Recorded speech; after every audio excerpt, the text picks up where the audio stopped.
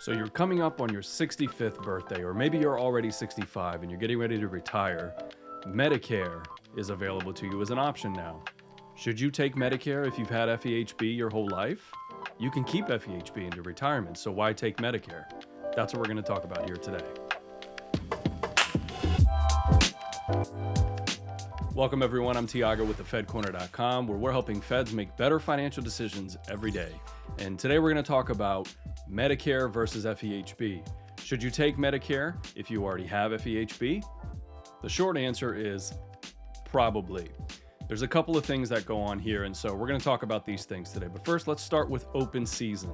Open season, at the time of this shooting the video, is next week actually, and so federal employees have an opportunity to revisit their health insurance, look at their options available to them and their families to pick the right plan. A few weeks ago, we did a piece on all of the different considerations with health insurance. We'll put the link inside the show notes, so make sure you check that out. Okay, so first, in order for you to maintain FEHB throughout retirement, there's a couple of conditions you have to meet. The first is you have to be eligible for an immediate, unreduced pension. And the second, you must have maintained FEHB coverage for at least 5 years, including your last day. The rest of this video is not intended to be about FEHB, it's about Medicare and how it compares to FEHB and combines. So we'll move on from here. So Medicare is available to you on your 65th birthday, and your eligibility to enroll in the program begins 3 months prior to your birthday month and goes 3 months beyond your birthday month. So you have an enrollment window of about 7 months under ordinary circumstances. What's not an ordinary circumstance? Well, if you're still working as a Fed and you're covered under FEHB, you're considered covered. You don't need to take Medicare while you're still working. After you retire, there is an 8-month window after your retirement, after your separation from service, that Medicare will allow you to enroll within Medicare Part B in order so that you're not penalized for being late. Now, the penalty is 10% of the premium for every year that you're late. Now, this is a permanent increase to your premium. We'll go a little bit more into this as we go further down the video.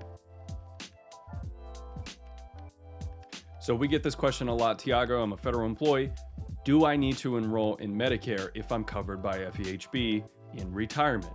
And the answer is yes and no. Medicare has 4 different parts, and they're based off of letters in the alphabet. There's Part A, Part B, Part C, and Part D. You want to make sure you enroll in Part A when you turn your 65th birthday if you are retired. And the reason for that is you want to make sure that you're covered for your hospitalization. Part A doesn't cost you anything extra. If you look at your pay stubs throughout your career, there's been a deduction for Medicare. The rest of the Medicare programs, Part B, C, and D, are optional to you, but we encourage federal employees to really consider opting into Part B and sometimes even Part D, and we'll talk about the reasons why. First, what is Part B? Part B is health insurance as you would normally think of it. So it is your ambulance visits, your mental health, your doctor visits, things like that. Now, Part B is not free, and Part B has a premium associated with it, somewhere between about $150 to potentially as high as $475, $500. And the range of premium depends on your adjusted gross income that's filed on your tax return. Now, your adjusted gross income fills up with taxable money. So for example, your first pension is considered taxable. That counts towards that number. TSP withdrawals, if it's not Roth, counts towards that number. Same thing with IRAs, 401ks, 403bs, 457s. All of those types of accounts are considered taxable to you if you generate an income as well. And all of those build towards your taxable income, which increase the cost of the premium for Medicare. Most of the clients that we work with in our firm pay somewhere around $200 or $300 a month for Medicare premiums, which is pretty significant. But if you budget for it and you have it in your retirement plan, it's very attainable. Now, Part C in Medicare is considered Medicare Advantage, right? And so this is the bundled Medicare portion. And so it's as if you got Part A, B, and D together, and you're just purchasing one package. It's less common. You have a little bit less flexibility, but some people choose to do this. And Part D covers your prescriptions.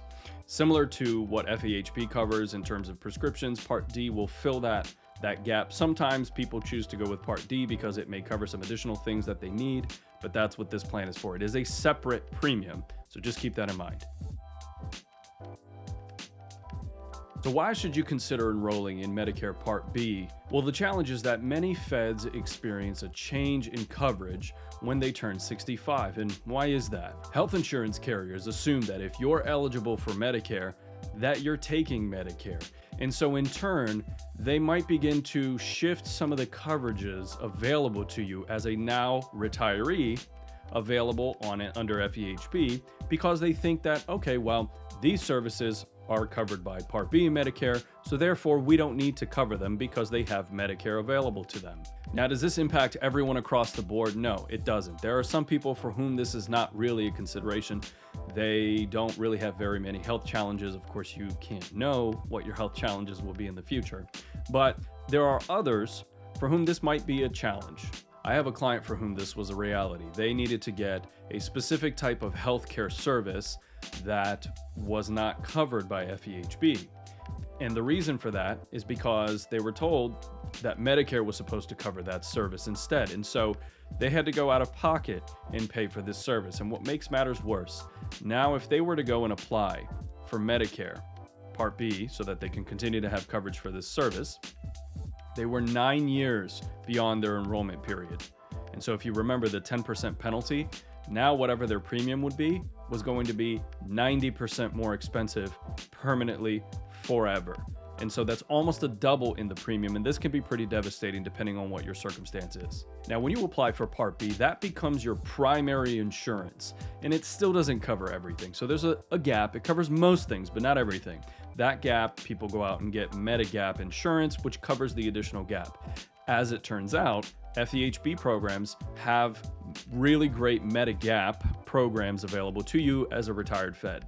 Many of these programs will have reduced premiums, for example, or they'll help you with certain reimbursements, or they might have copay help as well. So they bolt on very nicely to Part B and just about cover nearly all of your out-of-pocket expenses as a retired Fed if you have Part B Medicare combined with the FEHB Medigap program. Some other considerations is that whenever you're making changes to your health insurance programs, either you're changing your FEHB program because maybe you chose to keep only FEHB, or maybe you're still employed and that's what you're covered under, or perhaps you're switching to Medicare combined with FEHB coverage, you want to make sure you talk to your doctors that you regularly see. Some medical practices choose not to work with Medicare policies for a variety of reasons that we don't need to get into right now, but that's important because if that's a doctor you see regularly and it's a medical service that you really need from that doctor, and now you're switching to Medicare, you may want to talk about a transition, see if they're willing to work with you, see what your options are, because if you make the change before talking to them, you're hit with the surprise that now that's no longer covered. This becomes really prevalent for people who are on medications. Sometimes insurance carriers will simply change the medication that they're covering. They feel differently about a specific thing. You always just want to make sure every open season is a good time as a reminder to simply go back and check the coverages, look at your explanation of benefits EOB document that you can find on OPM's website and even on Medicare.gov. Look at the things that are covered by you so that you can make your informed decisions. And really the key here is to simply allow yourself more options. If you just stick with FEHB, you could run into a service in the future that's not covered by insurance. If you get Medicare Part B, but you don't check with your doctors, you could run into something your doctor not taking Medicare. So again, with all things in financial planning, you want to make sure that you're setting yourself up so that you're not putting your back up against the wall. Okay, you're leaving as many possible options for you to create flexibility because your life is going to change over time, and you want to make sure that your financial plan and your retirement plan can change along with it. So guys, that's it. Lots to consider. We highly encourage folks to explore utilizing Part B from Medicare. It's good coverage if you combine it with FEHB. You guys have this amazing health benefit that bolts on really nicely with Part B. And you might think it's just health insurance. What do we need to worry about this? It's not really a problem. Health insurance becomes a really big concern later down in life as you age further into retirement. We see this with a lot of clients and families that we serve. So make sure you take care of yourselves, take care of your family, because it's not just your money, it's your future. If you're Fed and you like this type of content, you enjoy seeing this stuff Like, subscribe, and share this with one of your friends. It really helps us out. Send your questions in. We're really curious to hear about what are the things that are on your minds so that we can help federal employees continue making better financial decisions every day. And lastly, you are missing out if you're not on the fedcorner.com newsletter. We put out information that we don't send to the rest of the world, financial planning strategies as it relates specifically to federal employees. So we'll put the link in the show notes. We'll put something on the screen here so you can check it out. Be in touch if we can be helpful, and we'll catch you next time.